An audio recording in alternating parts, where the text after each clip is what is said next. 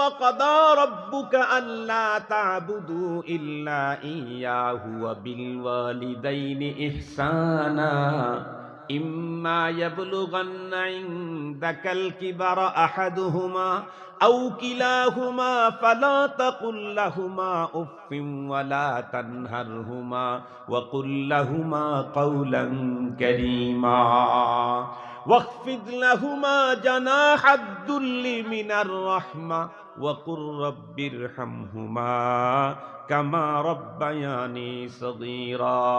সবাই বলেন রব্বির হামহুমা কামা রব্বায়ানি সগীরা।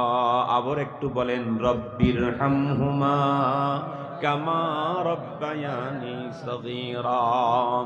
এই আয়াতের তাফসীর আর ব্যাখ্যা করতে গিয়ে হযরতে উলামায়ে কেরাম, বন্ধুরা আমার, পিতামাতার হক কতগুলি এ প্রসঙ্গে সুন্দর করে নাম্বার দিয়ে বলেছেন।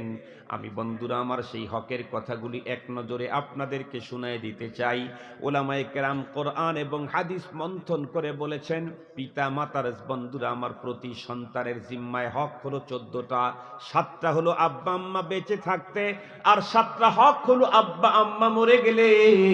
আব্বা আম্মা বেঁচে থাকতে যেমন সন্তানের জিম্মায় আব্বা আম্মার হক আছে, আব্বা আম্মাকে মাটি দিয়ে আসলাম তার মানে আব্বা আম্মার হক জিম্মাদারি পালন হয়ে গেল না, না, এখন নতুন করে আরো 7টা হক আমার জিম্মায় আসলো।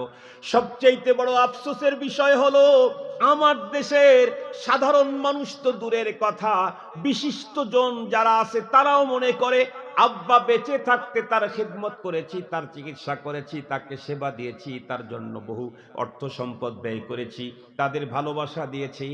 আব্বা আজকে মারা গেছেন, মা মারা গেলেন, এই তো বেঁচে গেলাম, ছুটি পাইলাম। কিন্তু শরীয়ত বলে না, না, না, যতদিন পর্যন্ত তোমার পিতামাতা দুনিয়াতে বেঁচে ছিল ততদিন পর্যন্ত 7টা হক। যখন তোমার আব্বা আম্মা মারা গেল, তুমি কবরে দিয়ে আসলে, তখন নতুন করে তোমার জিম্মায় পিতামাতার আরো 7টা হক। মুসলমান ভাইরানি আমার, মরণের পরে হকগুলি কি এটা যেহেতু সাধারণ স্বাভাবিকভাবে মানুষ একদম জানে না বললেই চলে, এই জন্য আজকে আমি মরণের পরের হকগুলা বন্ধুরা আমার বলবো। তার আগে একটা কথা বলতে চাই, মনে রাখবেন, আব্বা আম্মাকে অসন্তুষ্ট রেখে বন্ধুরা আমার আল্লাহকে সন্তুষ্ট করার কোনো অপশন শরীয়তের মধ্যে নাই। আব্বা আম্মাকে অসন্তুষ্ট রেখে আল্লাহকে সন্তুষ্ট করার অপশন নেই। আব্বা আম্মাকে সন্তুষ্ট রেখেই আল্লাহকে সন্তুষ্ট করতে হবে। একটা ঘটনা আপনাদেরকে শুনাইলে আপনারা অবাক হবেন, অবাক হবেন। পিতামাতার ওয়াদার আর অসন্তুষ্টি সন্তানের জন্য কি পরিমাণ ভয়াবহ। আপনাদেরকে একটা ঘটনা শুনাই। ছোট কালে এই ওয়াজগুলা করতাম, যখন মাত্র ওয়াজ শুরু করি না তখন এই বয়ানগুলা করতাম। ওয়াজে বেনজিরের মধ্যে মাওলানা জমিউদ্দিন সাহেব ওনার লেখা ওয়াজে বেনজিরের ভিতরে আছে, এক আল্লাহর বান্দা, মা অসুস্থ, বেশ বয়স্কা মা অসুস্থ। ওর আবার দিলের ভিতরে চাহিদা হলো যে ও হজ করতে যেতে চায়। এটা তো ভালো জিনিস না খারাপ জিনিস? শুধু ভালো জিনিস না তো, বরং আল্লাহর ওলি হওয়ার যত কোর্স আছে এর ভিতরে সবচাইতে শর্ট কোর্স হলো হজ্জে বাইতুল্লাহ। মাত্র 5 থেকে 6 দিন হজের কাজ। এই 6 দিনের কাজের মাধ্যমে একজন মানুষ তার জীবনের সব গুনাহ মাপ নিয়ে আল্লাহর ওলি হতে পারে। সুবহানাল্লাহ বলেন। এর চাইতে অল্প টাইমে ওলি হওয়ার কোনো অপশন নেই। এই আল্লাহর বান্দা হজে যেতে চায়। হজের মৌসুম যখন আসে ও তখন একদম দিল পাগল পারা হয়ে যায়। ওই যে একটা কবি কিসের মধ্যে একজন সুন্দর কবি লিখছে না, হজ কা মহিনা জব জব আয়ে দিল মে আগ জল যায় তো অঙ্গর সব যায় মদিনা হামকো নেলা না লে যায়। কি তারপরে হুজুর, এই হজের মাস যখনই আসে তখনই অন্তরের ভিতরে আবেগ তৈরি হয় আল্লাহ পাকের ঘরে যাইতে। বড় লোকেরা যাইতে পারে, গরিবেরা যাইতে পারে না। তো ওনার অন্তরেও হজের সেই পরিমাণে আবেগ। হজের মৌসুম যখন আসে, ভদ্রলোক মার সেবায় উনি পুরা টোটাল টাইম 11 মাস কাটাইলেন। হজের মাস যখন আসে মাকে ডাক দে বলেন, মা গো, তুমি তো আল্লাহ পাক তোমাকে তৌফিক দিলে তুমি বেঁচে থাকো, তোমার জন্য দোয়া করি, আমারে অনুমতি দাও, আমি একটু এই বছর হজ্জে বাইতুল্লাহ করে আসব। মা তখন কান্নাকাটি শুরু করে দেন। মা সন্তানকে ডেকে বলেন, বেটা, আমাকে এই অবস্থার ভিতরে রেখে তুই যাস না, কারণ তুই ছাড়া তো আমার দ্বিতীয় কোনো সন্তান নাই, কে আমাকে দেখবে, কে আমার সেবা করবে? তুই যদি আমাকে রেখে আল্লাহর ঘর তওয়াফ করতে যাস, তাহলে আসার পরে তুই আমাকে জীবিত পাবি না, আমি মরে যাব, আমি মরে যাব, একমাত্র সন্তান তোকে দেখব না, এই পীড়া, এই দুঃখ বেদনা আমি সইতে পারবো না। সন্তান মার কথা শুনে হজে যায় না, ওই বছর অপেক্ষা করলো। পরের বছর আবারও হজে যাওয়ার জন্য মার কাছে জোর আবেদন জানায়। মা একই রকমের কথা বললে সন্তান দ্বিতীয় বছরেও গেল না, তৃতীয় বছর আবার একই আবেদন। এমনটি করতে করতে 3, 4, 5 বছর যখন চলে গেল, এবারও বন্ধুরা আমার সন্তান আগের থেকেই প্ল্যান করেছে, এইবার হজের মৌসুমে মা আমাকে যতই বাধা দিক না কেন, আমি মার কোনো বাধা মানব না, আল্লাহর ঘর তওয়াফ করার জন্য, হজ্জে বাইতুল্লাহর জন্য যাবই যাব। এইবার সন্তান মার কাছে গিয়ে জোরাজোরি, মা আরো বেশি কান্নাকাটি শুরু করে দিল। সন্তানকে ডেকে বলে, বেটা, 7 বছর পূর্বের তুলনায় আমি এখন আরো নার্ভাস। তুই তো এতদিন পর্যন্ত হজে যাস নাই আমাকে দেখার জন্যই, এইবার তুই যদি আমাকে রেখে যাস, নিশ্চিত আমি মরে যাব, তুই আমার মরা বডিটাও দেখবি না। এ কথা বলার পরে সন্তান মার প্রতি রেগে গেলেন। একটু বন্ধুরা আমার অভিমানী 2-4টা শব্দ বলে ফেললেন। অথচ আল্লাহ পাকের কোরআনে আল্লাহ পাক বলেছেন, না বাবা মা বার্ধক্যতা জনিত কারণে যদি তোমার সঙ্গে কোনো অপ্রাসঙ্গিক কোনো ব্যবহার করে, খবরদার, ফালা তাকুল্লাহুমা উফফিন ওয়ালা তানহারহুমা ওয়া কুল্লাহুমা কাওলান কারীমা। সন্তান একটু রেগেই গেলেন, বললেন, মা গো, প্রায় 7 বছর পর্যন্ত তোমাকে যখন হজের মৌসুমে ছুটি নিতে চাই তোমার কাছে, তুমি একই কথা বলো, তুমি তো এ পর্যন্ত মারা গেলে না, আমি রেখে গেলে তুমি মরে যাবে না মাগো, এমনিতেই তুমি আল্লাহর ঘর থেকে আমাকে দূরে রাখো না। মা চোখের পানি ছেড়ে সন্তানকে ডেকে বলে, বাবারে, মার চেহারার দিকে তাকাইলে কবুল হজ আর উমরার নেকি পাওয়া যায় না। মার চেহারার দিকে তাকাইলে কবুল হজ আর উমরার নেকি পাওয়া যায় না। যেই হজের নেকি 100% গ্যারান্টি আছে, এই নেকি ছেড়ে দিয়ে তুমি ওই নেকি অর্জন করতে যাও যেখানে রিয়া থাকলে ঝামেলা আছে। মার সুন্দর সুন্দর কথাগুলি আজকে সন্তানের দিলের ভিতরে ঢুকলো না, অন্য কোনো কারণে নয়, কাবা শরীফের মহাব্বত আর ভালোবাসার কারণে অন্তরের ভিতরে প্রেম ঢুকছে কাবার। রাত্রে আর দিনে শুধুই মাত্র কাবার কাবা, শয়নে স্বপনে কাবার। বন্ধুরা আমার শুধুই সিনসিনানি তার মাথার মধ্যে। চিন্তা করে দেখলো, মাকে আল্লাহ পাক রব্বুল আলামিন হায়াত বাড়ায়া দিবেন, দীর্ঘদিন পর্যন্ত মার খেদমত করতে পারবো। খানায় কাবাটা একটু দেখে আসি, কারণ কাবা তো এমন একটা জমিন, পৃথিবীর সর্বপ্রথম আল্লাহ পাক রব্বুল আলামিন রহমত নাজিল করেন যেইখানে। कुदरत का तमाशा है मदीना की गली में, कुदरत का तमाशा है मदीना की गली में।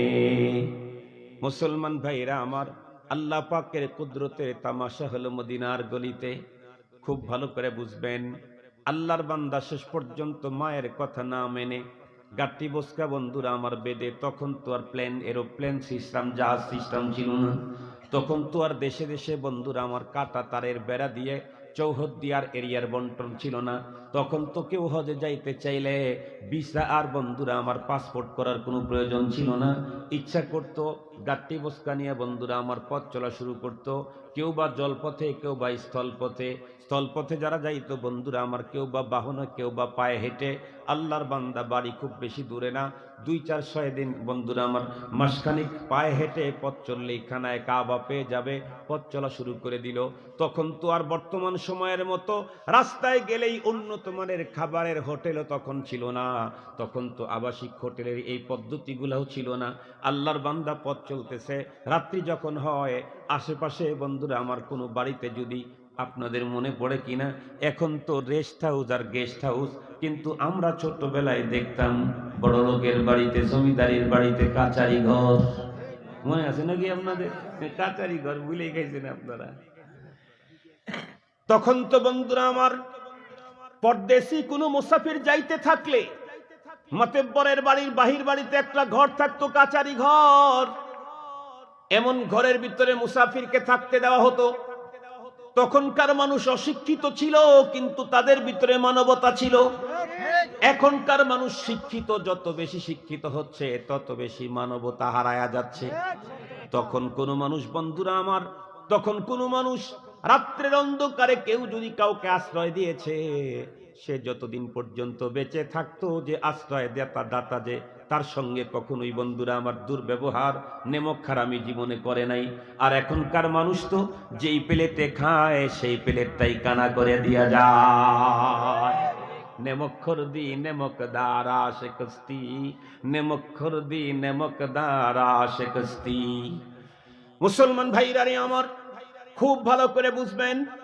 এইভাবে পথগুলো চলতে চলতে চলতে চলতে একদিন কোন এক অঞ্চলের ভিতরে যাইতেছিলেন, নেই আশেপাশে কোন বাড়ির ভিতরে কাচারি ঘর নেই। আল্লাহর একটা ঘর সে দেখতে পেল বন্ধুরা আমার, মসজিদ দেখতে পেল, কিন্তু মসজিদের ছাদের ছাদ নাই।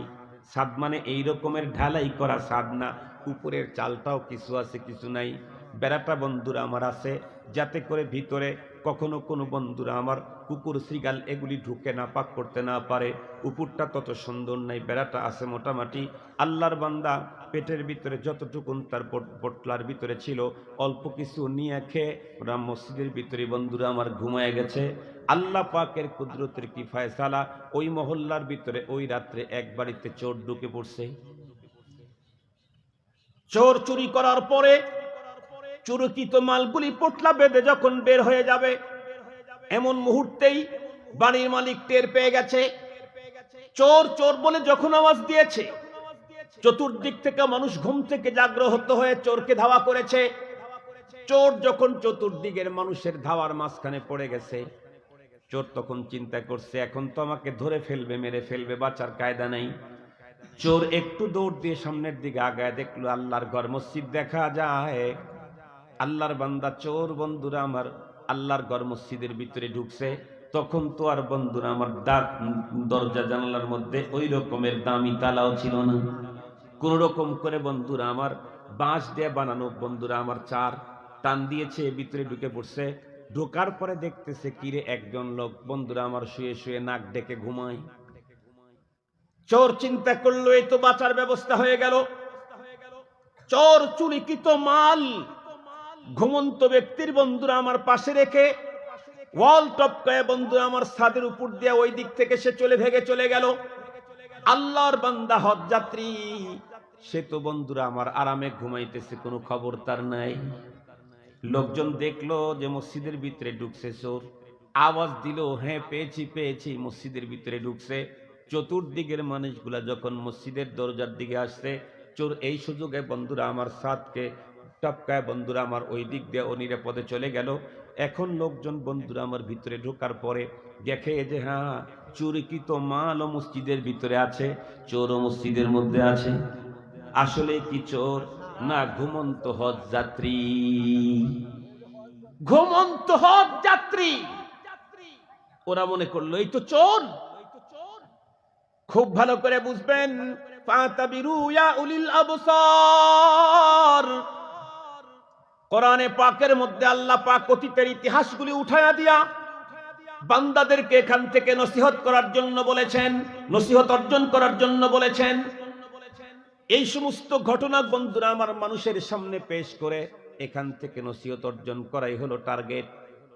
এখন লোকটা ঘুমন্ত লোকটাকে তারা জায়গায় উঠালো। এক পর্যায়ে চোর চোর বলে চতুর্দিক থেকে স্লোগান শুরু করলো। আল্লাহর বান্দা হজ যাত্রী কিছুই বুঝতে পারতেছে না কি হলো এগুলি। এক পর্যায়ে আমার চোর, এখন না বোঝার ভান ধরতেছস, বাঁচার জন্য চল। টেনে হেসতে ঘর থেকে মসজিদ থেকে বের করে নিয়ে গেল। চুরিকৃত মালও তার সঙ্গে ছিল। গণপিটুনি দিবে এমন মুহূর্তে কোনো একজন ব্যক্তি মাতেব্বর বলল, শোনো, এই মুহূর্তে যদি গণপিটনি দাও, লোকটা যদি মারা যায়, তাহলে এলাকার মানুষের পরবর্তীতে আইনের কষ্ট হবে। মারা দরকার নাই, আগামীকাল এই লোকটাকে তোমরা হাকিমের দরবারে চেয়ারম্যান বা এমপির কাছে নিয়ে যাও, সে যে বিচার করে করবে। এক পর্যায়ে কাজীর কাছে নিয়ে গেল। কাজী যখন বর্ণনা শুনলো, লোকেরা বলে, শোনেন কাজী সাহেব, একে তো চোর চুরি করছে, এরপরে আবার চুরিকৃত মালগুলো নিয়ে আল্লাহ পাকের ঘরের ভিতরে ঢুকে মুসল্লির ভেষ ধরছে, এই জন্য এর জন্য কি বিচার হতে পারে? কাজী তখন, বন্ধুরা আমার, কাজী তখন ফয়সালা দিয়ে দিল, শোনো, চুরি করার কারণে তার হাত কাটা হবে, তবে চুরিকৃত মালগুলি নিয়ে আল্লাহ পাকের পবিত্র ঘর কেন অপবিত্র করলো, সেখানে ঢুকলো, এই জন্যে তার গলার ভিতরে জুতার মালা পরায়া এলাকার ভিতরে প্রদক্ষিণ করাবার মানুষদেরকে ডেকে ডেকে বলো, আগামী দিনেও যদি কেউ চুরি করে চুরিকৃত মালগুলি আল্লাহর ঘরের ভিতরে কেউ যদি ঢুকায়, তাহলে তার জন্য ডবল শাস্তির ব্যবস্থা করা হবে। মুসলমান ভাইরা রে আমার, আল্লাহর বান্দা আত্মপক্ষ সমর্থন করার জন্য কিছু বলতে চায়, কেউ মানে না, কাজী পর্যন্ত মানে না। এক পর্যায়ে যাদেরকে দায়িত্ব দেওয়া হলো এলাকার ভিতরে ঘুরাও, জুতার মালা গলায় দিয়ে ঘুরাও, আর ঘোষণা করো, যারা চুরি করে চুরিকৃত মাল আল্লাহর ঘরের ভিতরে নিয়ে রাখবে, তাদের জন্য এই শাস্তি।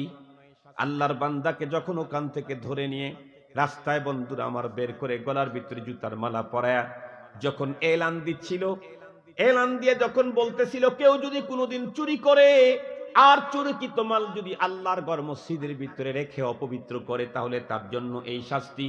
এই কথা বলতেই আল্লাহর বান্দা ডুকরে কেঁদে, যিনি মাইকিং করতেছিলেন, যিনি জোর আওয়াজ করতেছিলেন, তার হাত থেকে ওই জিনিসটা টান দিয়ে নিলেন এবং বললেন, এই ঘোষণা করো না, চুরিকৃত মাল আল্লাহর ঘরে নিলে এই শাস্তি। কথা বলো না, এটা মিথ্যা কথা হবে, বরং বলো, কেউ যদি মার হুকুম অমান্য করে হজ করতে যায়, তাহলে তার জন্য এই শাস্তি। আল্লাহু আকবার বলেন, আল্লাহু আকবার। এই কথা বলো না যে চুরিকৃত মাল আল্লাহর ঘরে রাখলে শাস্তি, এটা মিথ্যা কথা।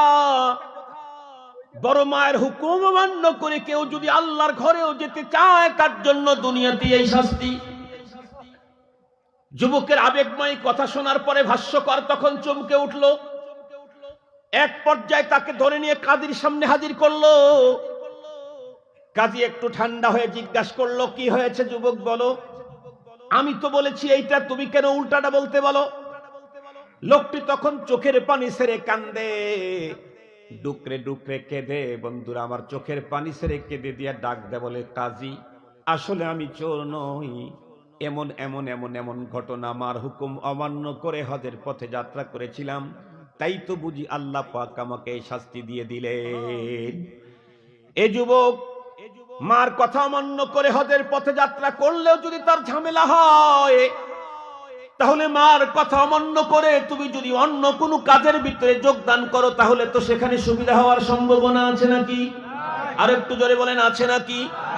এই জন্য রব্বুল আলামিন বলেন, কাদা রাব্বুকা আল্লা তা'বুদু ইল্লা ইয়াহু ওয়া বিল ওয়ালিদাইনি ইহসানা ইম্মা ইয়াবলুগান্না ইনদাকাল কিবারা আহাদুহুমা আও কিলাহুমা ফালা তাকুল লাহুমা উফফিন ওয়ালা তানহারহুমা وقل لهما قولا كريما واخفض لهما جناح الذل من الرحمة وقل رب ارحمهما পড়েন দেখি রব্বির হামহুমা কামা রব্বায়ানি সগীরা। মুহতারাম হাজিরিন, জীবদ্দশায় পিতামাতাকে অসন্তুষ্ট করলে মালিককে সন্তুষ্ট করা যায়? হজ করলে তো মালিক সন্তুষ্ট হয়, কিন্তু পিতামাতাকে অসন্তুষ্ট করে মালিক সন্তুষ্ট হন না। রিদাল্লাহি ফি রিদাল ওয়ালিদাইন ওয়া সাখাতুল্লাহি ফি সাখাতিল ওয়ালিদাইন। আমার কথা না, আল্লাহ পাকের প্রিয় হাবিব মুহাম্মদুর রাসূলুল্লাহ সাল্লাল্লাহু আলাইহি ওয়াসাল্লামের কথা। আমরা এখানে যারা আছি ওয়াদা দিতে পারবো, আমাদের যাদের পিতামাতা বেঁচে আছে, আমরা তাদেরকে কষ্ট তো দেব না, তাদের কথার বাইরে যাব না ততক্ষণ যতক্ষণ আব্বা আম্মার ওয়ার্ডার আল্লাহর ওয়ার্ডার বিরোধী না হয় ততক্ষণ মা বাবার বর্ডারের বাইরে যাব না। রাজি আছি তো ইনশাআল্লাহ? রাজি আছি তো ইনশাআল্লাহ? আর যাদের মা বাবা নাই তাদের জন্য 7টা জিম্মাদারি আমি আপনাদের খেদমতে এই 7টার শুধু নাম বলে শেষ করে দিচ্ছি।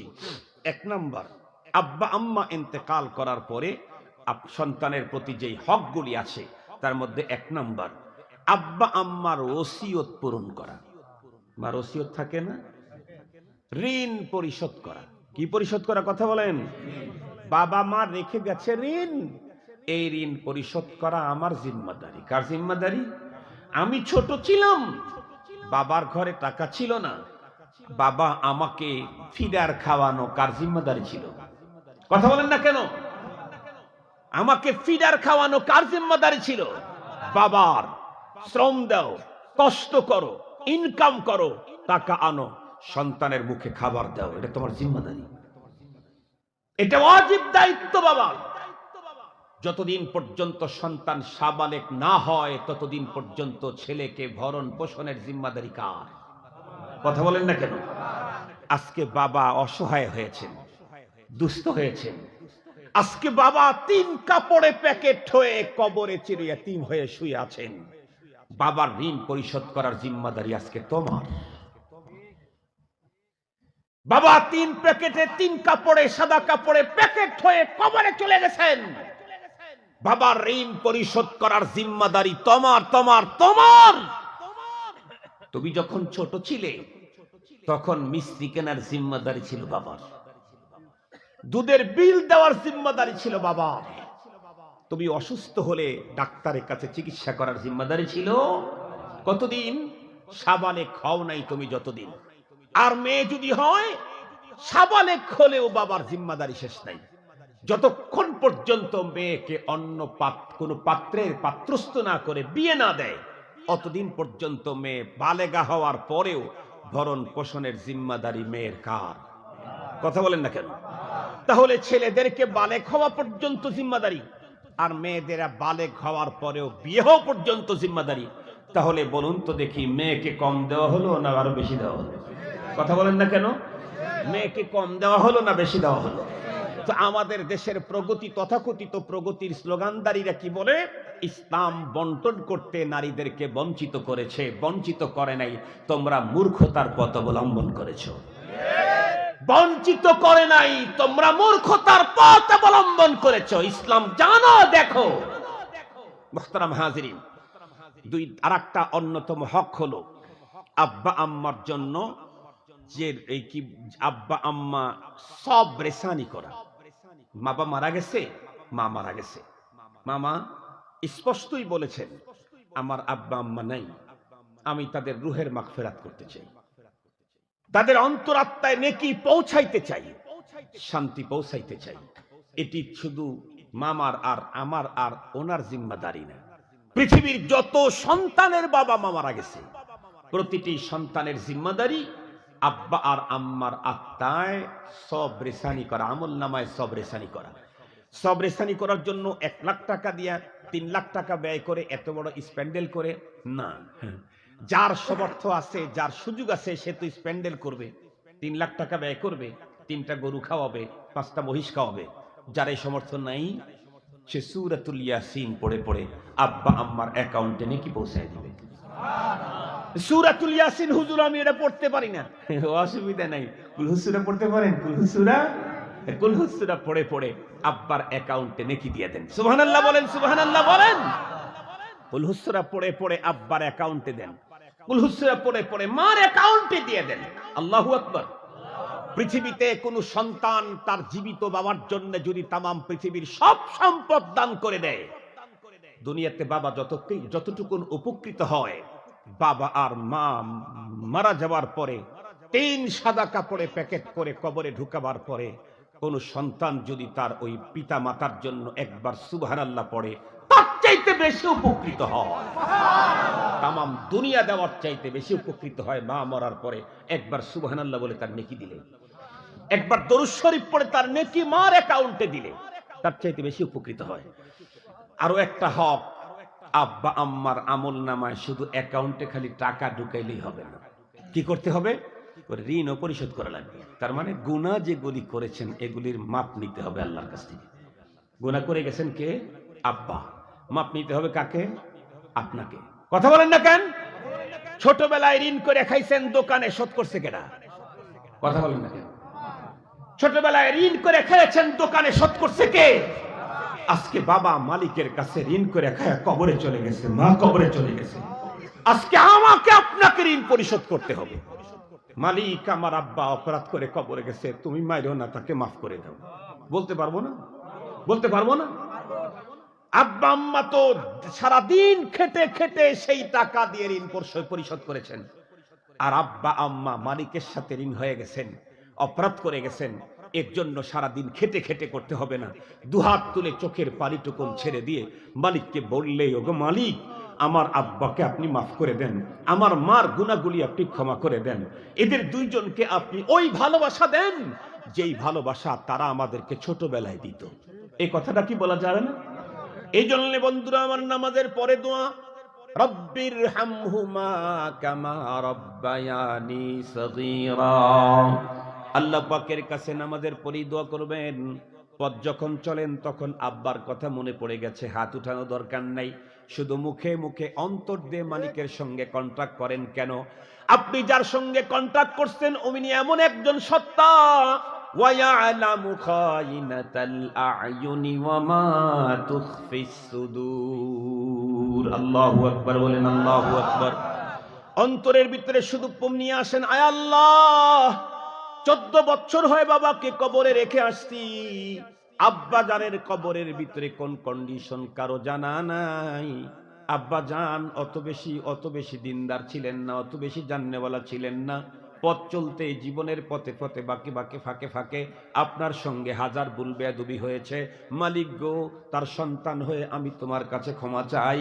আপনি ক্ষমা চাইতে দেরি হবে, মসুল মোতাবেক ক্ষমা চাইলে আল্লাহ পাক আমার আপনার আব্বাকে মাফ করে দিতে দেরি করবেন না। মনে থাকবে তো ইনশাআল্লাহ? এটা হক। আরো একটা হক কি আছে? আব্বা মারা গেছেন, আব্বার বন্ধু আছে, আছে।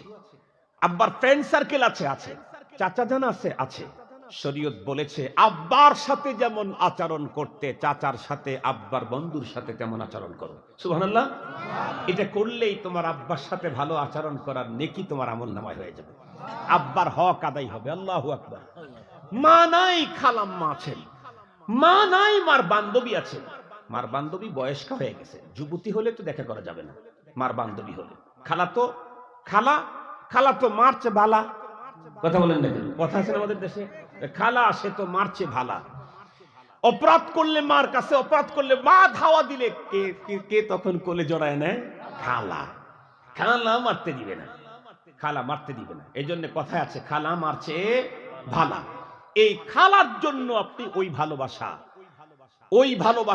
ওই শ্রদ্ধা, ওই ভক্তি দেন, তাহলে আপনার মৃত্যু মায়ের হক আদায় হবে।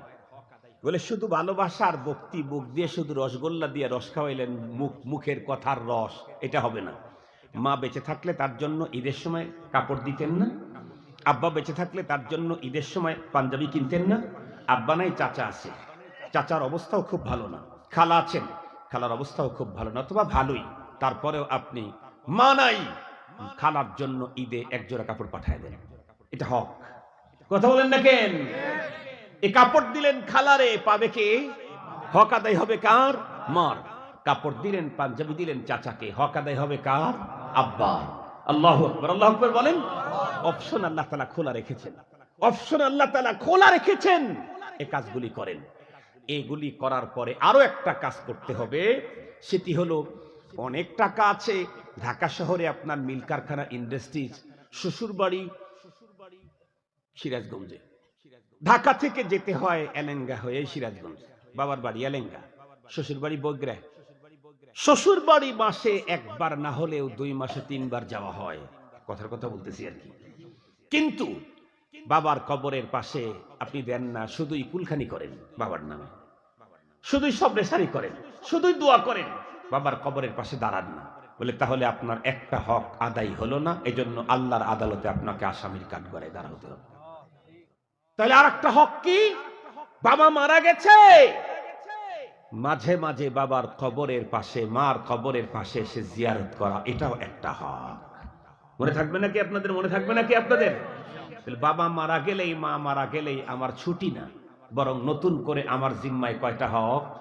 যদি বলেন কয়টা হক? এই 7 হক আল্লাহ পাক আমাদেরকে আদায় করার তৌফিক দান করুন, আমিন।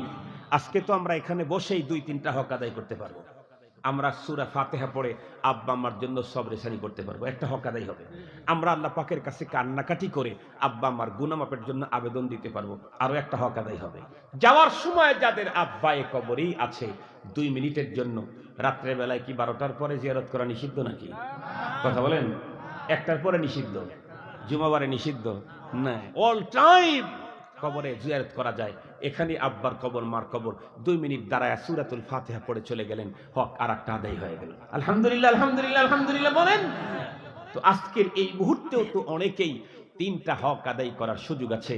আল্লাহ পাক আমাদের সকলকেই পিতামাতার হক আদায় করে, পিতামাতার সঙ্গে ইহসান করে আল্লাহ পাকের জান্নাত জিতে নেওয়ার তৌফিক দান করুন। ওয়া আখিরু দাওয়ানা আনিল হামদুলিল্লাহি রাব্বিল আলামিন। আসসালামু আলাইকুম ওয়া রাহমাতুল্লাহি তাআলা ওয়া বারাকাতুহু। আমি আসলে 1 ঘন্টা বয়ান করি, কিন্তু আজকে 1 ঘন্টা 20 মিনিট হয়ে গেছে। মানে মামার ভালোবাসা অনেক বেশি। আমি মামার সামনে বলে মামাকে ছোট করতে চাই না, অনেক বেশি। আর আপনাদেরও আকর্ষণ, ভালোবাসা, মোহাব্বত, কথা শ্রবণ করার এইটা সিস্টেমটাও অনেক ভালো। সঙ্গত কারণে আপনাদেরকেও ছেড়ে যেতে মনে চাচ্ছিল না। আমি দেখতেছি যে সময় শেষ হয়ে গেছে, আমার নিসাব শেষ। এরপরে আলোচনা আল্লাহ তাআলা করার সুযোগ দিয়েছেন। মুহতারাম হাজিরিন, আমরা চাইব মামা যতদিন বেঁচে থাকেন, আল্লাহ তাআলা যতদিন বাঁচায় রাখেন, তার নেতৃত্বে এই মাঠে, এই কমপ্লেক্সের উদ্যোগে মাহফিল হবে, নেতৃত্বে, অর্থায়নে আল্লাহ পাক মামাকে যতটুকু সুযোগ দেন, মামা তার হায়াত পর্যন্ত এটা করে যাবেন। আল্লাহ যেন তৌফিক দান করেন। আমরা তাদের সাথে সহযোগিতায় আছি, কথা বলেন ইনশাআল্লাহ। আমরা তার সাথে সহযোগিতায় আছি। বছরে একটা দিন আসবো, একটা দিন আমরা 1 বছর আগ থেকে আমরা ইনশাআল্লাহ প্ল্যান করে রাখবো যে আমরা এই হুগড়া খানপাড়া কবরস্থানের মাহফিলে আমরা যাব, সবান্ধবে যাব, ফ্রেন্ড সার্কেল নিয়ে আসবো, নাতি নাতনিদেরকে সাথে করে নিয়ে আসবো। কারণ এখানে ইনশাআল্লাহ মামার সাথে আমার সম্পর্ক যতদিন থাকবে, ততদিন পর্যন্ত এখানে এমন কোনো বক্তা আসবে না যেই বক্তার ওয়াজ বাবা আর ছেলে একসঙ্গে বসে শুনতে লজ্জা করে। এরকম বক্তা বাংলাদেশে আছে না নাই? কথা বলেন না কেন? এমন ভঙ্গিমা, এমন অশ্লীল কথা, এমন কুরুচিপূর্ণ কথা মুখ থেকে বের করে যে পিতা আর পুত্র বয়ানের ভিতরে এমন কথা বলে যে পিতা পুত্র এক জায়গায় বসে থাকা কঠিন হয়ে যায়। এরকম বয়ান আমাদের দেশে চলে, এবং ওইটা মার্কেট খুব বেশি হিট করে, ওটা বেশি, এটা ভাইরাল হয় বেশি, এটা ভাইরাল হয় বেশি। আমাদের ভাইরাল হওয়া দরকার নেই, আমাদের কাজ হওয়া দরকার। কি বলেন, কি বলেন? ভাইরাল হওয়া দরকার আছে নাকি? কোনো দরকার নাই, কোনো দরকার নাই। আপনারা দেখবেন ফেসবুক যারা খোলেন তারা দেখেন অনেকেই লিখবে, রওনা দিলাম 3 দিনের প্রোগ্রামে অমুক এলাকায়, সবার কাছে দোয়া চাই। তাতে মনে হয় যে বাংলাদেশের ওয়াজ সব ও একাই করে, আর আমরা বাড়িতে বসে থাকি। অথচ আল্লাহ পাকের মেহেরবানিতে গতকাল কেউ 3 প্রোগ্রামে উপস্থিত হয়েছি, 3টায় 10টা থেকে 11টা বয়ান করেছি হলো সাভারে। এরপরে 1:30টার বিমানে গেছি আমি সিলেটে।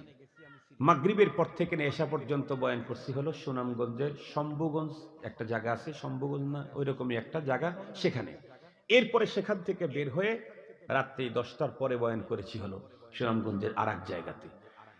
কিন্তু আলহামদুলিল্লাহ ফেসবুকে দেওয়া যে আমি গেলাম, আমার জীবনেই আমি আমার সেলফি উঠায়া ফেসবুকে দেওয়া, আমার জীবনেই দিতেই পারি না, তার দিব কি? পারলে না দেব? পারি তো না, ওইটা তো বুঝি না।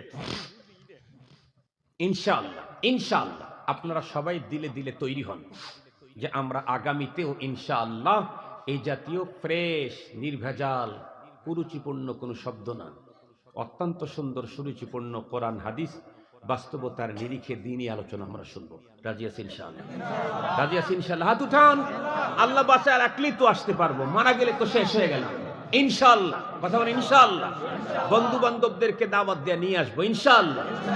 এইবার মাহফিলের 2/3 অংশ ভরেছে, আগামী বছর ইনশাআল্লাহ স্প্যান্ডেল পুরাটা ভরে যাবে ইনশাআল্লাহ। দোয়া করে দিতে দুরূদ শরীফ পড়েন। আল্লাহুম্মা সাল্লি আলা সাইয়্যিদিনা মাওলানা মুহাম্মদ ওয়া আলা আলিহি ওয়া আসহাবিহি ওয়া বারিক ওয়া সাল্লিম। আলহামদুলিল্লাহি রাব্বিল আলামিন ওয়াসসালাতু ওয়াসসালামু আলা সাইয়্যিদিল আমবিয়াই ওয়াল মুরসালিন ওয়া আলা আলিহি ওয়া আসহাবিহি আজমাইন। আল্লাহুম্মা লাকাল হামদু কুল্লুহু ওয়া লাকাশ শুকরু কুল্লুহু ওয়া লাকাল খালকু কুল্লুহু ওয়া লাকাল মুলকু কুল্লুহু বিয়াদিকাল আমরু কুল্লুহু ইলাইকা ইয়ারজিউল আমরু কুল্লুহু ইন্নাকা আলা কুল্লি শাইইন কাদির। ইয়া হাইয়্যু ইয়া কাইয়্যুম বিরহমাতিকা নাস্তাগীস আসলিহ লানা শানানা কুল্লাহু ওয়া লা তাকিলনা ইলা আনফুসিনা তারফাতা আইন। রব্বিরহামহুমা কামা রব্বায়ানি সগীরা রব্বিরহামহুমা কামা রব্বায়ানি সগীরা। রব্বানা হাব লানা মিন আজওয়াজিনা ওয়া যুররিয়াতিনা কুররাতা আয়ুন ওয়াজআলনা লিল মুত্তাকিনা ইমামা। রব্বুল আলামিন টাঙ্গাইলের ঐতিহ্যবাহী হোগড়া খানপাড়া কবরস্থান মসজিদ হেফজখানা সংলগ্ন মাঠে আল্লাহ কমপ্লেক্সের ইন্তেজামিয়া কমিটি কর্তৃক আয়োজিত বার্ষিক বিশাল ওয়াজ মাহফিলের সমাপনী মুহূর্তে হাজার হাজার মুসলমান নারী পুরুষদেরকে নিয়ে তোমার আলিশান দরবারে ভিক্ষুকের ন্যায় হাত উত্তোলন করেছি। দয়া করে মেহেরবানি করে আমাদের প্রত্যেকের আশা বসা আজকের জান্নাতি এ আয়োজন কবুল মঞ্জুর করে নাও আল্লাহ। মসজিদ মঞ্জুর করে নাও, কবরস্থান মঞ্জুর করে নাও আল্লাহ। হাফিজা মাদ্রাসা খানায় কমপ্লেক্স খানা তোমার দরবারে মঞ্জুরি দিয়ে দাও আল্লাহ। যাবতীয় হাজত গায়েবের থেকে তুমি পূরণ করে দাও আল্লাহ। এই মাদ্রাসাকে তুমি কবুল করো, মসজিদের এ আল্লাহ কবুল করো। কবরস্থানে যত মাইয়ত শায়িত আছে আল্লাহ তাদের প্রত্যেককে চিরস্থায়ী ক্ষমা করে দাও আল্লাহ। আমাদের আপনজন যে যেখানে কবরের ভিতরে শায়িত আছে প্রত্যেককে তুমি চিরস্থায়ী ক্ষমা করে দাও রব্বুল আলামিন। तमाम পৃথিবীর জমিনের নিচে যত মুসলিম নারী পুরুষ ঘুমিয়ে আছে তাদেরকে তুমি জান্নাতে আলা মাকাম নসিব করে দাও। আয় আল্লাহ, আমাদের ছেলে মেয়ে ভাই ব্রাদার বন্ধু বান্ধব স্ত্রী পুত্র কন্যা আপনজন দেশে এবং বিদেশে যারা আছে তাদের প্রত্যেককে সুস্থতার সঙ্গে নেক হায়াত বাড়িয়ে দাও, প্রত্যেককে নেক আমল করার তৌফিক দান করে দাও রব্বুল আলামিন। এখানে যারা এসেছিল এখন অবস্থান করতেছে তাদের প্রত্যেকের জীবনের গুনাহগুলি মাফ করে দাও আল্লাহ। আমাদের প্রত্যেককে তুমি এক নাম্বার মুমিন হিসাবে কবুল মঞ্জুর করে নাও রব্বুল আলামিন। আজকের এই মাহফিল এবং এই কমপ্লেক্সের পিছনে যাদের যত মেহনত মুজাহাদা মুসাআদা সহযোগিতা আছে আল্লাহ প্রত্যেকের সহযোগিতা মেহনত গুলি তুমি কবুল মঞ্জুর করে নাও রব্বুল আলামিন। এই প্রতিষ্ঠানগুলির উসিলা করে এলাকার ভিতরে হেদায়েতের হাওয়া তুমি তীব্র গতিতে চালু করে দাও। সব ধরনের খারাপি গোমরাহি অশ্লীলতার সাইলাব থেকে মুসলিম উম্মাহকে হেফাজত করো আল্লাহ। ওগো রব্বুল আলামিন, ইয়া আল্লাহ মেহেরবানি করে আমাদের প্রত্যেকেরই আব্বা আম্মা যারা দুনিয়াতে বেঁচে আছে তাদের সেবা করার তৌফিক আমাদেরকে দান করে দাও। যাদের পিতামাতা দুনিয়া থেকে চলে গেছে তাদের পিতামাতার কবরগুলি জান্নাতের বাগান বানিয়ে দাও।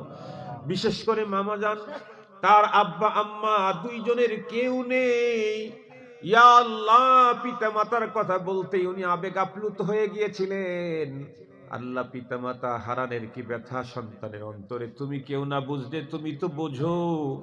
আল্লাহ, পিতামাতা হারানোর কি ব্যথা সন্তানের অন্তরে কেউ না বুঝলে তো তুমি বুঝো মালিক। মেহেরবানি করে নানা এবং নানি জান এদের প্রত্যেকের সারা জীবনের গুনাহগুলা মাফ করে দিয়ে দেন আল্লাহ। তাদেরকেও জান্নাতের আলা মাকাম নসিব করে দেন আল্লাহ। যারা দুনিয়াতে বেঁচে আছে তাদেরকে হেদায়েতে কামেলা নসিব করেন, দিনদার বানান আল্লাহ, ওয়ালা বানান আল্লাহ, মহব্বত তৌফিক দিয়ে দেন। আয় আল্লাহ, বহু দূর দূর থেকে লোকজন এখানে এসেছিল, এখনো অনেকে অবস্থান করতেছে, জানি না কার অন্তরের ভিতরে কোন বৈধ তামান্না আছে কবুল করে নেন আল্লাহ। জানি না কার অন্তরের ভিতরে কোন ব্যথা বেদনা আছে দূর করে দেন। জানি না কে কোন পেরেশানিতে আছে আল্লাহ, পেরেশানি দূর করে দেন আল্লাহ। জানি না কে কি পরিমাণে ঋণে আক্রান্ত, ঋণ থেকে আল্লাহ তাদেরকে মুক্তি দান করেন। জানি না গো রব্বুল আলামিন কোন মায়ের ঘরের ভিতরে যুবতী কন্যা আছে, সুন্দর পাত্রের ব্যবস্থা করে দেন। জানি না কার ঘরের ভিতরে বিবাহের উপযুক্ত ছেলে আছে, দিনদার পাত্রীর ব্যবস্থা করে দেন। মুসলমানদের ঘরে ঘরে কোরআনে পাকের তিলাওয়াত চালু করে দেন। মুসলিম মা বোনদেরকে খাদিজাতুল কুবরা আয়েশা সিদ্দিকার মতো চরিত্রবতী বানায় দেন। মুসলিম যুবকদেরকে হযরত ওমর ফারুক, হাসান হুসাইন, মাআজ মুআব্বাজের মতো বানায় দেন। আল্লাহ মুসলিম বৃদ্ধ বাবাজিদেরকে সিদ্দিক আকবরের মতো ঈমান নসিব করেন আল্লাহ। আমাদের অনেকেরই তো দিলের ভিতরে অনেক তামান্না নিয়ে আমরা এখানে এসেছি, দিলের ভিতরে বড় আশা নিয়ে। আল্লাহ আমাদের প্রত্যেকের বৈধ আশাগুলি কবুল ও মঞ্জুর করে নেন। আল্লাহ আপনি যতদিন পর্যন্ত জমিন, যতদিন পর্যন্ত সূর্য উদয় হয় অস্ত যায়, ততদিন পর্যন্ত যেন এখানে কোরআনের মাহফিল হয় আপনি ব্যবস্থা করে দেন। আল্লাহ এই কোরআনের মাহফিলে আগামী বছর বেশি থেকে বেশি শ্রোতা মণ্ডলীকে হাজির করে দ্বীনি কথা খুতাবাদের জবান থেকে বের করে দিয়েন। আল্লাহ আপনার কাছে আমাদের প্রত্যেকের একটা আবেদন, আল্লাহ কাফনের কাপড়ে আমাদেরকে জড়াবার আগে হেরামের কাপড় পরার তৌফিক দান করে দেন। যতক্ষণ পর্যন্ত হেরামের কাপড় পরতে না পারি, ততক্ষণ পর্যন্ত আমাদের কাউকে কাফনের কাপড়ে জড়ায়া দিয়েন না। সুবহান রাব্বিকা রাব্বিল ইজ্জাতি আম্মা ইয়াসিফুন ওয়া সালামুন আলাল মুরসালিন ওয়ালহামদুলিল্লাহি রাব্বিল আলামিন। আমিন আমিন বিরহমাতিকা ইয়া আরহামার রাহিম। ইন্নাল হামদালিল্লাহ نحمده ونستعينه ونستغفره ونؤمن به ونتوكل عليه ونعوذ بالله من شرور أنفسنا ومن سيئات أعمالنا من يهده الله فلا مضل له ومن يضلله فلا هادي له ونشهد أن لا إله إلا الله وحده لا شريك له ونشهد أن سيدنا وسندنا وحبيبنا وشفيعنا وطبيبنا وطبيب قلوبنا وأولانا ومولانا محمدا عبده ورسوله الذي يرسله بالحق إلى الخلق بشيرا ونذيرا وداعيا إلى الله بإذنه وسراجا وقمرا منيرا أما بعد فأعوذ بالله من الشيطان الرجيم بسم الله الرحمن الرحيم وقضى ربك ألا تعبدوا إلا إياه وبالوالدين إحسانا إما يبلغن عندك الكبر أحدهما أو كلاهما فلا تقل لهما أف ولا تنهرهما وقل لهما قولا كريما واخفض لهما جناح الذل من الرحمة وقل رب ارحمهما كما ربياني صغيرا وقال صاحب القرآن صلى الله عليه وسلم إن الجنة تحت أقدام الأمهات أو كما قال عليه الصلاة والسلام صدق الله مولانا العظيم وصدق رسوله النبي الأمي الكريم ونحن على ذلك لمن الشاهدين والشاكرين والذاكرين والحمد لله رب العالمين. اللهم صل على سيدنا مولانا محمد وعلى آله وأصحابه وبارك وسلم. اللهم صل على سيدنا محمد النبي الأمي وعلى آله وسلم تسليما. يا رب صل وسلم دائما أبدا على حبيبك خير الخلق كلهم. بلغ العلا بكماله كشف الدجى بجماله حسنت جميع خصاله صلوا عليه وآله. محبت جرأة بلغ العلا بكماله كشف الدجى بجماله حسنت جميع خصاله صلوا عليه وآله. صدر محترم অধ্যকার হোগড়া খানপাড়া কবরস্থান মসজিদ হেফজখানা সংলগ্ন মাঠে ইন্তেজামিয়া কমিটি কর্তৃক আয়োজিত সালানা ইসলামী জলসার শ্রদ্ধাভাজন সম্মানিত সভাপতি মুআজ্জাজ হযরত বুজুর্গ উলামায়ে কেরাম, বিভিন্ন দ্বীনি মাদারিস থেকে আগত আজিজ তালাবা, বিভিন্ন অঞ্চল থেকে সমাগত সম্মানিত সুধী, সর্বপ্রথম মহান আল্লাহ পাকের দরবারে আলিশান লাখো কোটি শুকর যে মহান রব্বে করিম আমাদের হায়াতকে দীর্ঘায়িত করে আজকের এ মুহূর্ত পর্যন্ত সুস্থ সবল রেখে দুনিয়ার হাজারো ব্যস্ততাকে পিছনে ফেলে রেখে দ্বীনের নিসবতে কোরআনে পাকের মুহাব্বতে জান্নাতি আয়োজনে আমাদের কাউকে শ্রোতা কাউকে বক্তা হিসাবে উপস্থিতির যে সৌভাগ্য দান করলেন, সেই মহান সত্তার দরবারে আমরা প্রত্যেকেই শুকরগুজার হচ্ছি। জবান খুলে ভক্তি সহকারে মুহাব্বত নিয়ে দিল থেকে আবেগের সাথে উচ্চ কণ্ঠে সকলেই পড়ে নেই আলহামদুলিল্লাহ। সম্মানিত উপস্থিতি, আপনারা এতক্ষণ পর্যন্ত হযরত উলামায়ে কেরামের জবানে অত্যন্ত গুরুত্বপূর্ণ দ্বীনি দিক নির্দেশনামূলক আলোচনা শুনতেছিলেন। মাহফিলের একদম শেষ পর্যায়ে রাত্রি 11টা পেরিয়ে গেছে। আল্লাহ পাক আমাকে আপনাদের খেদমতে উপস্থিত করে দিয়েছেন। আমিও মহান আল্লাহ পাকের উপরে পূর্ণ আস্থা রেখেই তার কালামে মাজিদ থেকে কিছু তেলাওয়াত করেছি। মহানবী সাল্লাল্লাহু আলাইহি ওয়াসাল্লামের অসংখ্য অগণিত হাদিস মুবারাকা থেকে হাদিসও পাঠ করেছি।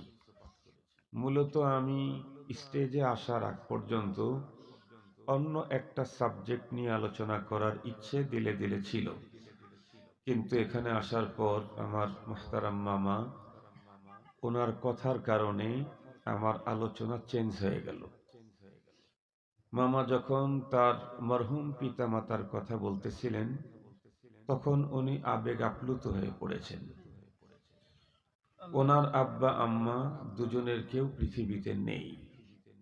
আমার আব্বা নেই, আম্মাজান আছেন। আপনারা যারা এখানে আছেন তাদের সকলের অবস্থা, কারো দুইজনের পিতামাতা দুইজনই চলে গেছে, কারো বা দুইজনই বেঁচে আছে, কারো একজন গেছে আর একজন আছে। এর বাইরে তো কোনো লোক এখানে আর নাই। পিতামাতার বিষয়ে এই 3 কোয়ালিটির লোক এখানে আছে। মামার আব্বা আম্মার কথা বলে তার আবেগের কারণেই আমি এখন আলোচনার বিষয়বস্তুকে চেঞ্জ করে পিতামাতার হক সংক্রান্ত জরুরি কিছু কথা আপনাদের খেদমতে আলোকপাত করব। মুহতারাম হাজিরিন, কথাগুলি খুব ভালো করে মনে রাখবেন। এই পৃথিবীতে আমি আসি নেই, আমাকে পাঠানো হয়েছে। আমি আসি নেই, আমাকে পাঠানো হয়েছে। কোনো সন্দেহ আছে কি? না। আমি যেহেতু নিজের ইচ্ছায় আসিনি, আমাকে পাঠানো হয়েছে, তাহলে অবশ্যই যিনি পাঠিয়েছেন তার কোনো না কোনো টার্গেট আছে, নাকি বলেন? কেউ কাউকে টার্গেট ছাড়া কোথাও পাঠাবে নাকি? না, পৃথিবীতে এ সিস্টেম নেই। কেউ কাউকে কোথাও পাঠালে নিঃসন্দেহে কোনো না কোনো টার্গেট, কোনো লক্ষ্য, কোনো উদ্দেশ্য অবশ্যই আছে। আল্লাহ পাকের কোরআনে আল্লাহ পাক বলেছেন যে আমি যে তোমাদেরকে পৃথিবীতে পাঠিয়েছি, তোমরাও ভেবো না যে লক্ষ্য ছাড়া, উদ্দেশ্য ছাড়াই পাঠিয়েছি। আল্লাহ তাআলা বলেন, আফাহাসিবতুম আন্নামা খালাকনাকুম আবাথা ওয়া আন্নাকুম ইলাইনা লা তুরজাউন। এ পৃথিবীর মানুষ, তোমরা কি ভেবেছো আমি তোমাদেরকে উদ্দেশ্যবিহীন এমনি এমনি পাঠিয়েছি, সৃষ্টি করেছি, এটি ভেবেছো? আরে না, বরং আমি তোমাদেরকে এমনিতেই পাঠাই নাই, উদ্দেশ্যবিহীন তৈরি করি নাই, বড় একটা উদ্দেশ্য নিয়ে তৈরি করেছি। সে উদ্দেশ্য কি? ওয়ামা খালাকতুল জিন্না ওয়াল ইনসা ইল্লা লিয়াবুদুন। আল্লাহ পাক বলেন, জিন আর ইনসান এই দুই জাতিকে অনলি ফর ওয়ান টার্গেট, শুধুমাত্র একটা লক্ষ্য নিয়েই তৈরি করেছি। সেটি হলো তারা আমার গোলামি করবে, আমার দাসত্ব করবে, আমার হুকুম মানবে। এজন্য আমি জিন ইনসানকে তৈরি করেছি। জিন ইনসান গোলামি করবে, দাসত্ব করবে কার? আল্লাহ। খুব ভালো করে বুঝবেন, জিন ইনসান ছাড়া এই পৃথিবীতে আরো কত কোটি কোটি সৃষ্টি আল্লাহ পাকের আছে, যার পরিসংখ্যানও পৃথিবীর কোনো সায়েন্টিস্ট, কোনো দার্শনিক, কোনো কবি, কোনো সাহিত্যিক, কোনো গবেষক কারো কাছেই নেই। এমনকি কোনো নবী রসুলের কাছেও আল্লাহ পাকের সৃষ্টির টোটাল পরিসংখ্যানও থাকলে তো কোনো না কোনো নবী বলে যেতেন আল্লাহ পাকের টোটাল সৃষ্টি এতগুলি। এই জাতীয় কোনো বর্ণনাও পৃথিবীতে পাওয়া যায় না। এই অসংখ্য অগণিত সৃষ্টিকুলকে কেন সৃষ্টি করলেন? আল্লাহ পাক কোরআন হাকিমের ভিতরে আর এক জায়গায় বলেন, হুয়াল্লাযী খালাকা লাকুম মা ফিল আরদি জামিআ। জিন আর ইনসানকে একটা লক্ষ্য নিয়ে তৈরি করেছি, আর পৃথিবীর সবকিছুকে তৈরি করেছি এই জিন আর ইনসান এদের সেবা করার জন্য, এদের খেদমত করার জন্য। সুবহানাল্লাহ বলেন।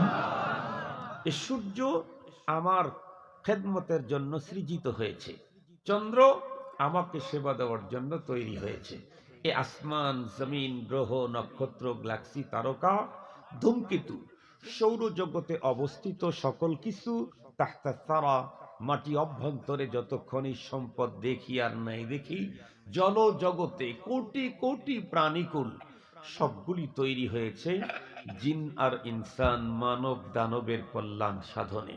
আল্লাহু আকবার বলেন। মুহতারাম হাজিরিন, তবে আমি তৈরি হয়েছি শুধুমাত্র কেবলমাত্র কার গোলামি করার জন্য? আল্লাহ পাকের। আল্লাহ পাক রব্বুল আলামিন আরো বলেন, ওয়াকাদা রাব্বুকা আল্লা তা'বুদু ইল্লা ইয়্যাহ। তোমার রবের চূড়ান্ত ঘোষণা, চূড়ান্ত সিদ্ধান্ত হলো তুমি শুধুমাত্র কেবলমাত্র একমাত্র গোলামি করতে হবে কার? আল্লাহ। আল্লাহ ছাড়া কারো গোলামি, কারো দাসত্ব কখনোই করা যাবে না। আল্লাহ ছাড়া, আল্লাহ প্রদত্ত এ কপাল, নাক, এগুলি কারো সামনে কখনোই অবনত করা যাবে না। মুহতারাম হাজিরিন, এটা আল্লাহ পাকের অর্ডার। আল্লাহ পাক আমাদেরকে তৈরি করেছেন কার অর্ডার মানতে? আর একটু জোরে বলেন। 1 ঘন্টা কথা বলবো, বেশি কষ্ট দেব না। আল্লাহর অর্ডার মানতে। তো আল্লাহ পাকের অর্ডার গুলি কি কি? এগুলি কোরআনে পাকে আছে। তার ভিতরে একটা অর্ডার হলো, কাদা রাব্বুকা আল্লা তা'বুদু ইল্লা ইয়্যা। তোমার রবের চূড়ান্ত ফয়সালা, আল্লাহ ছাড়া কারো গোলামি, দাসত্ব মানতে পারবা না। করতে পারবা না। দ্বিতীয় নাম্বার কি? ওয়াবিল ওয়ালিদাইনি ইহসানা, এটাও আল্লাহ পাকের অর্ডার। পিতা মাতার সাথে তোমাকে ইহসান করতে হবে। পিতা মাতার সাথে কি করতে হবে? এটা ইহসান করতে হবে। আমি জিজ্ঞাসা করি, আমরা যে নামাজ পড়ি, এই নামাজটা ফরজ, ওয়াজিব, সুন্নত, মুস্তাহাব কোনটা? সুন্নত না ফরজ? 5 ওয়াক্ত নামাজ যে পড়ি, এটা কি ফরজ না সুন্নত? ফরজ। কেন? আল্লাহ পাকের অর্ডার, অবশ্য পালনীয়, ফরজ। আমাদের সম্পদ হলে যাকাত দেই, এটি কি সুন্নত না ফরজ? ফরজ। কেন? আল্লাহ পাকের অর্ডার, অবশ্য পালনীয়, এটা ফরজ। আমাদের সম্পদ হলে আমরা হজ্জে বাইতুল্লাহতে যাই, এটা কি সুন্নত, মুস্তাহাব না ফরজ? এটা ফরজ। কেন? আল্লাহ পাকের অর্ডার, অবশ্য পালনীয়, ফরজ। যে রব্বুল আলামিন আমাকে নামাজ পড়তে অর্ডার করেছেন, যে রব্বুল আলামিন আমাকে রোজা রাখতে অর্ডার করেছেন, যে রব্বুল আলামিন আমাকে হজ করতে অর্ডার করেছেন, যে রব্বুল আলামিন আমাকে আরো অর্ডার করেছেন, যতগুলি অর্ডার আল্লাহ পাকের আছে, তার মধ্যে আরো একটা অর্ডার হচ্ছে ওয়াবিল ওয়ালিদাইনি ইহসানা। তুমি তোমার পিতা মাতার সাথে ইহসান করতে হবে বেঁচে থাকলে। ইহসান খুব ভালো করে বুঝবেন। এই একটা শব্দ নিয়েই শুধু কথা বলবো, অন্যগুলার তাফসীর করার হয়তো সুযোগ হবে না। ইহসান বলেছেন, ইহসান কি জিনিস এটা বুঝতে চাইলে আরো দুইটা শব্দ বুঝতে হবে। একটা হলো জুলুম, আর একটা হলো ইনসাফ, আর একটা হলো ইহসান। এই তিনটা শব্দের তর্জমা বুঝলে তাহলে ইহসান ভালো বোঝা যাবে। আল্লাহ যে আমাকে আব্বা আম্মার সাথে কি করতে বলেছেন? ইহসান করতে বলেছেন। ইহসান কি জিনিস এটা বুঝতে চাইলে আরো দুইটা শব্দ বুঝতে হবে। মুহতারাম হাজরিন, একটা হলো জুলুম। জুলুম কাকে বলে? জুলুম হলো কেউ আমার সাথে খারাপ আচরণ করে নাই, আমি তার সাথে প্রথমেই গিয়ে খারাপ আচরণ করলাম, এটা হলো জুলুম। অথবা কেউ আমার সাথে ভালো আচরণ করেছে, অথচ আমি তার সাথে খারাপ আচরণ করলাম, এটা কি বলেন তো দেখি? নিঃসন্দেহে জুলুম। কেউ আমার সঙ্গে খারাপ আচরণ করে নাই, আমি তার সাথে খারাপ আচরণ করলাম, এটা জুলুম। কেউ আমার সঙ্গে ভালো আচরণ করেছে, আমি তার সঙ্গে খারাপ আচরণ করলাম, এটা তো আরো বড় জুলুম। ইনসাফ কাকে বলে? কেউ আমার সাথে ভালো আচরণ করেছে, আমি তার সাথে অতটুকুনি ভালো আচরণ করলাম যতটুকুন সে আমার সঙ্গে করেছে। কেউ আমার সঙ্গে খারাপ আচরণ করেছে, আমিও তার সাথে খারাপ আচরণ করলাম কতটুকুন?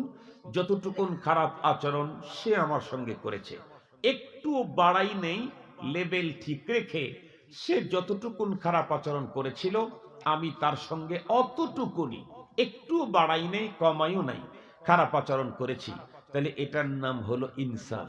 এটার নাম কি বলেন? ইনসাফ। আল্লাহ পাক রব্বুল আলামিন আমাকে আমার আব্বা আম্মার সাথে জুলুম করতে বলেছেন যে তুমি তোমার বাবা মার সঙ্গে জুলুম করো, এ কথা বলেছেন না। পৃথিবীর অন্য কারোর উপরে জুলুম করো এ পারমিশন দিয়েছেন না।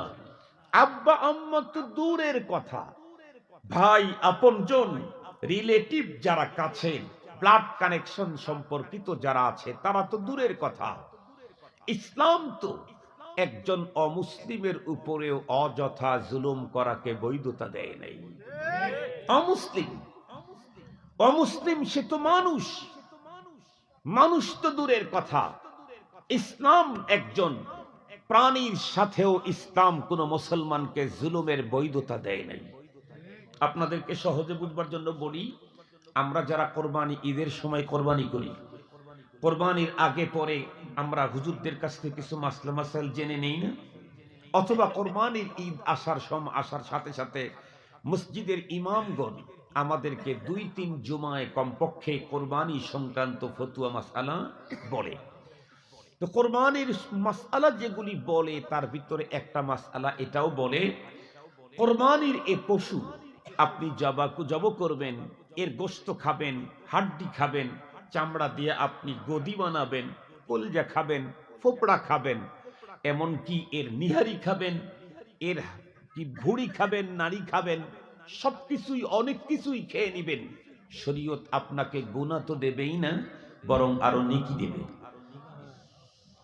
কিন্তু শর্ত হলো এই গরুটা যখন কোরবানি করবেন তখন কোন ভোতা ছুরি দিয়ে, ধারবিহীন ছুরি দিয়ে ওর চামড়াকে লম্বা টাইম ফেসায়া ফেসায়া ফেসায়া ফেসায়া কষ্ট দিয়ে জব করবেন, এ অধিকার ইসলাম কাউকে দেয় নাই। এটা জব করবেন, এটার গোশত খাবেন, এটার হাড্ডি খাবেন, ফোপড়া খাবেন, কলজা খাবেন, সব খাবেন যেগুলি খাওয়া যায়। জব করবেন, খাবেন, জব করবেন, রক্ত জমিনে পড়ার আগে আল্লাহর দরবারে কবুল হয়ে যাবে। ওর শরীরে যেই পরিমাণে লোম আছে ওই পরিমাণে নেকি আপনার আমল নামায় জমা দেওয়া হবে। এত নেকি, অত নেকি, এত খাওয়ার অধিকার। কিন্তু শরীয়ত কি বলেছে? তাকে ভোতা ছুরি দিয়ে, ধারবিহীন ছুরি দিয়ে লম্বা টাইম পর্যন্ত শক্তি খাটায়া কাটতে থাকবেন, কাটতে চাবে না, ওরে কষ্ট দিবেন, এ অনুমতি শরীয়ত দেয় নাই। মুসলমান ভাইরানি আমার কথাগুলা দিল দিয়ে বুঝবেন। তাহলে কোরবানির পশু জব করা এবং তার গোশত খাওয়া, এর ভিতরে নেকি অনুমতি আছে তো আছে, নেকিও আছে। এরপরেও আমি এই কোরবানির পশুর সঙ্গে জুলুমের আচরণ করার কোনো অধিকার শরীয়তে দেয় নাই। যেই শরীয়ত পশু পাখির সঙ্গে জুলুম করার, বন্ধুরা আমার, পারমিশন দেয় নাই, ওই শরীয়তের ভিতরে কেউ তার আপনজন অথবা পিতা মাতাকে কষ্ট দেবে, জুলুম করবে, এটার পারমিশন কশিন কালেও হতে পারে না। যে শরীয়ত পশু পাখির সাথেও জুলুমের নিষেধ করেছেন, পারমিশন দেয় নাই, সেই শরীয়তে আব্বার সাথে জুলুম, মার উপরে জুলুম, স্ত্রীর উপরে জুলুম, সন্তানের প্রতি জুলুম, ভাইয়ের প্রতি জুলুম, বোনের প্রতি জুলুম, প্রতিবেশীর প্রতি জুলুম, এগুলি কশিন কালেও শরীয়ত পারমিশন দেয় না। বরং জুলুম, মানুষকে কষ্ট দেওয়া, মালিকের কাছে এত সিরিয়াস ঘৃণীয় কাজ। মানুষকে কষ্ট দেওয়া শরীয়তে এত সিরিয়াস ঘৃণীয় কাজ, আপনারা শুনলে অবাক হবেন। আমাদের দেশে অনেকেই দেখবেন, আমাদের দেশের যারা জনপ্রতিনিধি হয়, যেমন আমার মামা আলহামদুলিল্লাহ আল্লাহর মেহেরবানিতে 11 বছর জনপ্রতিনিধি। আমরা দোয়া করি আগামীতেও আল্লাহ তাআলা তাকে জনপ্রতিনিধিত্ব করার আল্লাহ তাআলা তৌফিক দান করুন। সম্মানের সাথে হক আদায় করে জনপ্রতিনিধিত্ব করার তৌফিক দান করুন। আমরা কিন্তু চলতে ফিরতে দেখি জনপ্রতিনিধি যারা হয়, একজনের বাসায় যাবার রাস্তা নেই, তার কাছেই তো কমপ্লেইন করবে। কথা বলেন, কমপ্লেইন করবে না? যে চেয়ারম্যান সাহেব, মেয়র সাহেব, আমার বাসায় ঢোকার জায়গা নেই, রাস্তা নেই। তুমি যখন রাস্তা বের করে দিবেন, ওই বাজেট দিয়ে রাস্তা বের করে দিলেন। আমাদের চরিত্রটা হলো, আমাদের বাংলাদেশি মানুষের চরিত্র হলো, রাস্তা যেটা বের করে দিয়েছে, জায়গা আমার অনেক আছে, কিন্তু দুনিয়ার যত প্রয়োজন সব রাস্তার উপরে। রাস্তার উপরে গরু বেঁধে রেখে দিলাম। এখন রাস্তা তো চিকন, গরু বেঁধে রেখেছি। রাস্তা কি গরু বাঁধার জন্য না মানুষ চলাচলের জন্য? গরু বাঁধার জন্য তো মাঠ। গরু বাঁধার জন্য মাঠ না, গরু রাখার জন্য গোয়াল ঘর আছে না? আছে। এগুলি হলো গরু রাখার, গরু চারণের জায়গা। রাস্তা যেটা আছে এটা হলো পথ চলার জন্য। আপনার বাড়ির ধারের রাস্তা হলেও সরকার যখন এটা করে দিয়েছে, তো এখানে শুধু আপনি চলার অধিকার নাই, এদেশ এবং বিদেশের ফরেনার কোন পর্যটকও যদি এদেশে আছে, তাহলে ওই রাস্তা দিয়ে নিরাপদে যাওয়া, পথ চলার অধিকার তার আছে না নেই?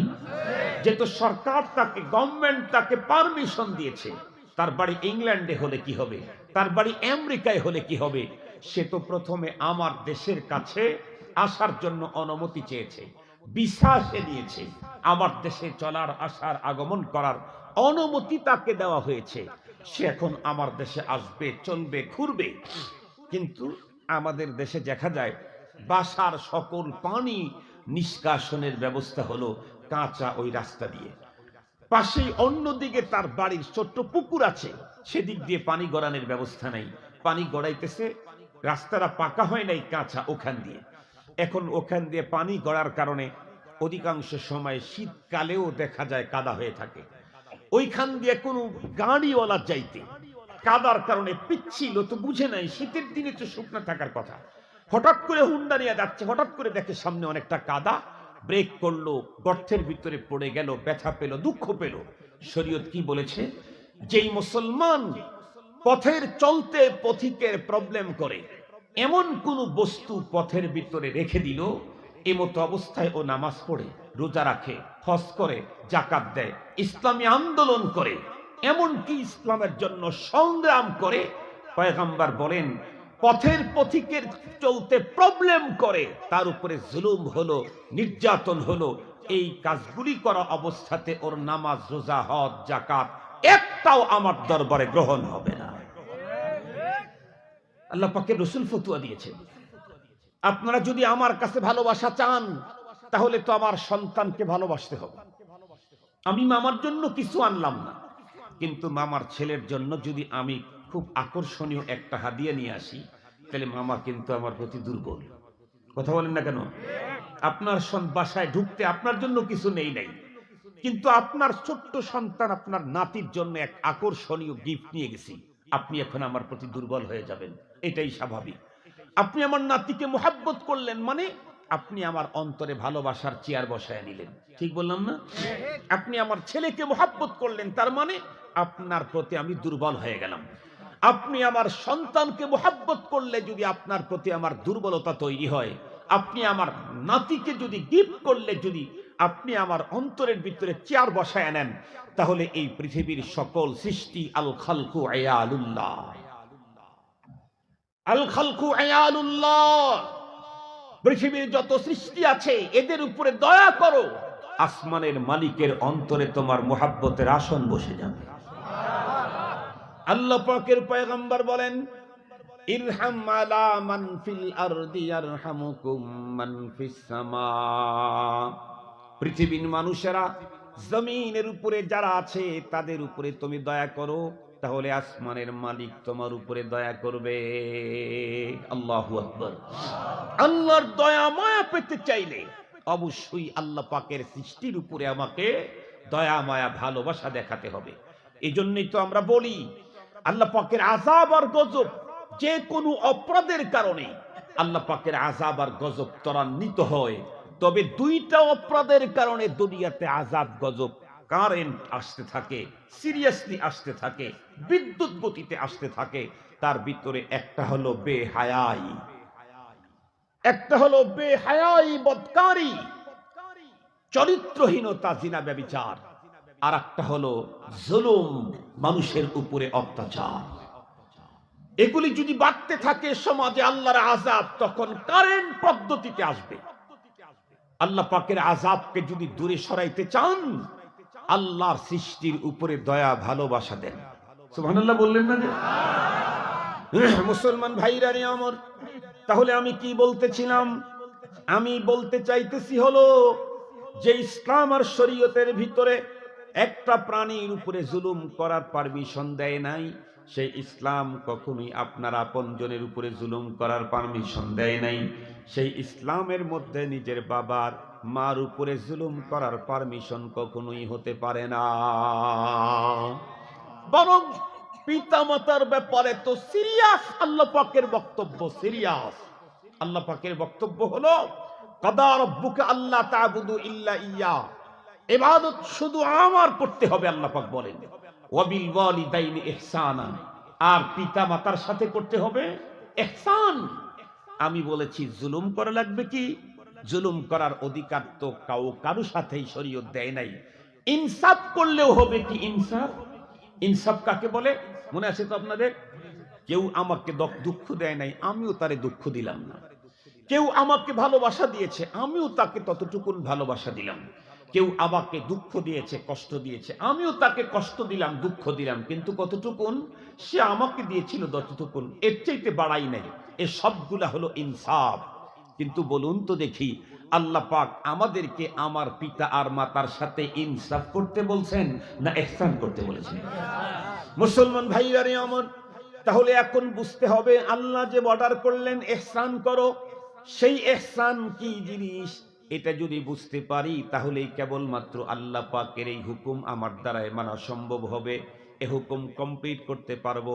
ইহসান হলো কেউ আমার সঙ্গে কখনোই ভালো আচরণও করে নাই, খারাপ আচরণও করে নাই, আমি তার সঙ্গে ভালো আচরণ করব, এটা হলো ইহসান। কেউ আমার সঙ্গে ভালো আচরণ করেছে, আমি তার সঙ্গে তার চাইতে আরো অধিক অধিক ভালো আচরণ করব, এটা বন্ধুরা আমার ইহসান। অথবা কেউ আমার সঙ্গে খারাপ আচরণ করেছে, তারপরেও আমি তার সঙ্গে ভালো আচরণ করব, এর নাম হলো ইহসান। কে আমার সাথে কোনো ভালো আর খারাপ কোনটাই করেন নাই, আমি তার সাথে ভালো আচরণ করছি, এটা হলো ইহসান। কে আমার সঙ্গে ভালো আচরণ করেছিল, কিন্তু উনি করেছিলেন অল্প একটু, আমি তার সাথে অনেক বেশি সুন্দর আচরণ করলাম, এটাও ইহসান। এই কেউ আমার সঙ্গে খারাপ আচরণ করেছিল, আমি তার সাথে খারাপ আচরণ না করে বরং মনোমুগ্ধকর সুন্দর আচরণ করলাম, এটার নামও কি? কথা বলেন না কেন? এটার নামও ইহসান। তাহলে আল্লাহ পাক আমার আব্বা আম্মার সাথে ইনসাফ করতে বলেছেন না ইহসান করতে বলেছেন? মুসলমান ভাইরা রে আমার, তাহলে আব্বা আর আম্মার সঙ্গে আমার ইহসান হবে কখন? খুব ভালো করে বুঝবেন। আমাদের আব্বা আম্মা, বিশেষ করে মার কথাই বলি, বাবার কথাও বলি, আমরা যখন ছোট ছিলাম, এখন তো আলহামদুলিল্লাহ তামাম দেশের মানুষের অর্থনৈতিক অবস্থা অনেক উন্নত। আমরা যখন ছোট ছিলাম তখন দেখতাম, তখন কিন্তু প্রতিদিন এলাকার ভিতরে গরু জবাই হতো না, তখন সপ্তাহে একদিন অথবা 2 দিন হাট বসতো। কোনো হাটের ভিতরে গরু জবাই হইতো, কোনো হাটে গরু জবাই হইতো না। অমুসলমান তখনকার মানুষগুলি অনেক কষ্টে দিনাতিপাত করত। তখনকার বাজারগুলি শুরুই হইতো মাগরিবের নামাজের পরে। মনে পড়ে কি আপনাদের, না ভুলে গেছেন? আমি নিজেই তো দেখেছি, মানুষ সারাদিন কারবার কমপ্লিট করে আসরের পরে সাধারণ মানুষগুলি ঘাড়ের উপরে গামছা দিয়ে হাটের দিকে একটা ব্যাগ নিয়ে পথ চলা শুরু করতো। চাউল ডাউল কিনে নিয়ে আসতে আসতে ঈশান নামাজ পার হয়ে যেত। এগুলি বাসায় কুটে রান্না করতে করতে সে বেশ কিছু রাত হয়ে যেত, বাচ্চা কাচ্চা ঘুমায় যেত। আব্বা আম্মা গুলি বাচ্চাদেরকে ঘুম থেকে জাগায়া তাদেরকে খানা খাওয়াইতো। আপনাদের আব্বা আম্মারা করে নাই? আমার আব্বা আম্মা করেছে, আমার এগুলি এখনো মনে আছে। তখন দেখতাম মানুষের খুব ক্রাইসিস ছিল, অর্থনৈতিক অবস্থার দন্য দশা ছিল। তখনও আমরা দেখতাম বাবা বাজার করতে করতে, তখন কিন্তু 1 লিটার 2 লিটার তেল কেনার মতো পাবলিক খুব কম ছিল। তখন তেল কিন্তু সরষার তেল আধা শটাক 1 শটাক 1 কাচ্চা। কাচ্চা কি আপনারা বুঝেন নাকি? এটা বুঝবে যারা একটু বয়স্ক তারা। আজকের শিশুকে যদি কাচ্চা বুঝাইতে চান তাহলে জাদুঘরে নিয়েও দেখাইতে পারবেন না। কাচ্চা নাই তো নাই, জাদুঘরেও নাই। কাচ্চা 1 কাচ্চা তেল, চা মানে 1 শটাকের 4 ভাগের 1 বা কোয়ার্টার শটাক, এটা নিয়ে আসতো মানুষ। টাকা নাই, পয়সা নাই, তখন এত রকমের রকমারি সদাই বিস্কিট এতগুলি পাওয়া যেত না। তখন এই মানে হাতে বানানো নারিকেলের নাড়ু পাওয়া যেত, জিলাপি পাওয়া যেত, তারপরে খাজা পাওয়া যেত, গজা পাওয়া যেত। টাঙ্গাইল আর সিরাজগঞ্জ তো কাছাকাছি মনে হয় পাওয়া যেত, এই জন্য এগুলির নাম বললাম। তো দেখেছি আব্বাকে বলা হয়েছে, আব্বু আমার জন্য কিছু আনো।